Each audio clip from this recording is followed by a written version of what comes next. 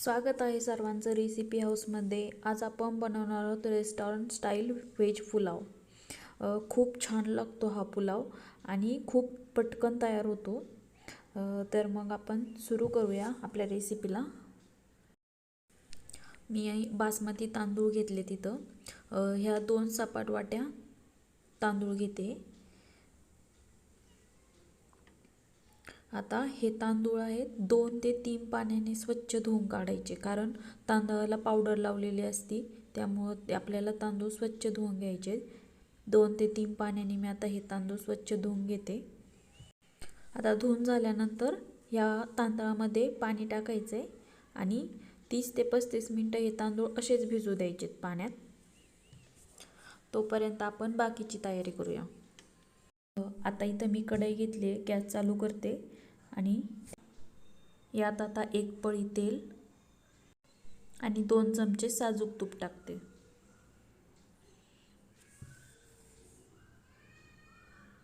आता इथं तेल गरम झालंय, त्यात थोडेसे जिरे, 2 हिरव्या विलायची, त्यानंतर 1 मोठी विलायची, 1 इंच दालचिनीचा तुकडा, 2 ते 3 लवंग, 3 ते 4 काळी मिरी, 2 तमालपत्राची पानं. आता हे सगळं टाकल्यानंतर एकदा आपण मिक्स करून घेऊया.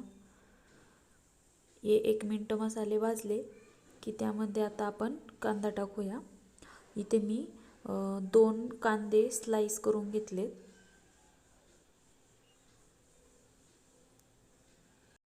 आता हा कांदा चांगला परतून घ्यायचा आहे. गोल्डन ब्राऊन कलर येऊपर्यंत आपल्याला कांदा परतून घ्यायचा आहे. सुरुवातीला हाय फ्लेमवरती परतून घ्यायचा. कांदा गोल्डन ब्राऊन कलर झाल्यानंतर मी इथे 1 टोमॅटो कट करून टाकला आहे. टोमॅटो टाकतानाचा व्हिडिओ माझ्याकडून चुकून स्किप झाला आहे. टोमॅटो टाकल्यावर 1 चिमूटभर मीठ टाकायचं आहे त्यावर, कारण मीठ टाकल्याने आपलं टोमॅटो जे ते लवकर परततं आणि विरघळतं. आता हाय फ्लेमवरती मी हे टोमॅटो परतून घेते. टोमॅटो विरघळूपर्यंत आपल्याला आता हे परतून घ्यायचे. आता आपलं टोमॅटो बघा कसं विरघळलं आहे. आता आपण यामध्ये सुके मसाले टाकून घेऊ. इथे मी 1/4 कप हळद टाकते.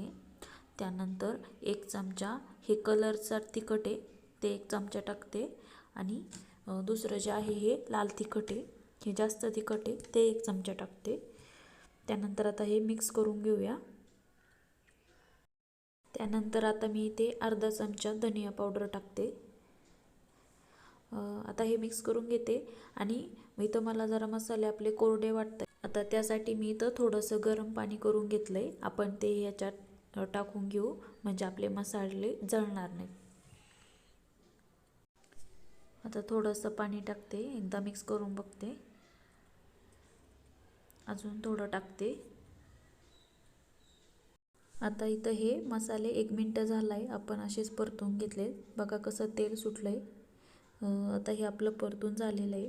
आता काय करायचं, 1 अर्धी वाटी दही घ्यायचं आहे आणि त्या दहीमध्ये मी आता हा रेडीमेड आपला बिर्याणी मसाला टाकला आहे 1 चमचा. तर हे असं मिक्स करून घ्यायचं आहे दह्यामध्ये मसाला. आणि आता हे आपण कढईत टाकून देऊया.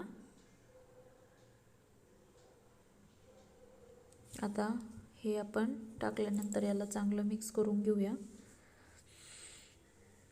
याला आता असं 1 ते 2 मिनिटं आपल्याला चांगलं परतून घ्यायचं आहे. आता याला 1 ते 2 मिनिटं झालेत परतून. आता काही भाज्या आहेत मी ज्या आधीच कट करून घेतल्यात त्या आपण टाकूया.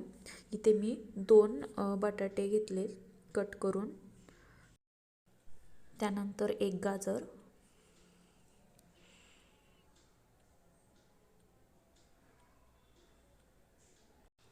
आणि थोडेसे वाटाणे, हिरवे वाटाणे.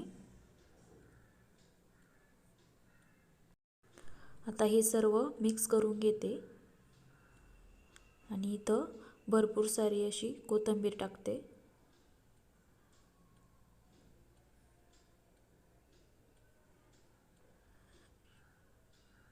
आणि थोडेसे पुदिन्याचे पाने.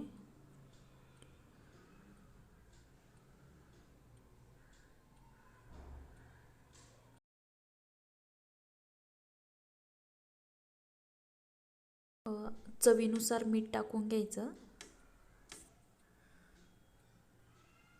आता ह्या भाज्या शिजून घेण्यासाठी इथं मी अर्धा ग्लास गरम पाणी टाकते. आता ह्या भाज्या खूप पण नाही शिजवायच्या. बटाटा 50 ते 60% शिजूपर्यंत आपण हे शिजवून घ्यायचे. आता इथं मी ताट झाकण ठेवते म्हणजे आपल्या भाज्या लवकर शिजतात. 3 ते 4 मिनटं झालेत. आता मी चेक करते बटाटा शिजलाय का. इथं आपला अर्धा टक्के असा बटाटा शिजलाय. आता इथपर्यंतच हे शिजवून घ्यायचं. आता मी इथं गॅस बंद करते. आता मी ह्या भाज्या कुकरमध्ये ओतून घेते कारण माझा पुलाव या कढईमध्ये बसणार नाही. आता भिजूचे घातलेले तांदूळ होते त्यातलं पाणी ओतून दिलंय आणि हे तांदूळ आता आपण यात ओतून घेऊया. हे मिक्स करून घ्यायचंय आता.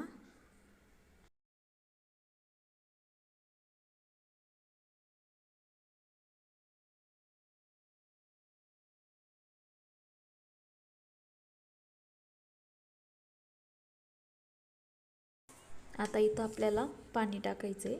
तर आता मी 2 वाट्या तांदूळ घेतले होते तर 2 वाट्या तांदूळासाठी मी इथं 3 वाट्या पाणी घेते. तुम्ही पण याच रेशोमध्ये घ्यायचं आहे पाणी. 2 वाटी तांदूळासाठी 3 वाटी पाणी. आता हे व्यवस्थित मिक्स करून घ्यायचे. आता इथं मी झाकण लावून घेते आणि मीडियम फ्लेमवरती आपल्याला कुकरच्या 2 शिट्ट्या होऊ द्यायच्यात. इथं 2 शिट्ट्या झाल्यानंतर मी कुकरची पूर्ण वाफ जाऊ दिली आणि मगच झाकण उघडलंय. बघा इथं आपला पुलाव तयार झालेला आहे. खूप छान लागतो हा पुलाव. तुम्ही पण एकदा नक्की ट्राय करून बघा. रेसिपी आवडल्यास लाईक करायला विसरू नका आणि चॅनलला नक्की सबस्क्राईब करा. चला पुन्हा भेटूया नवीन रेसिपीमध्ये.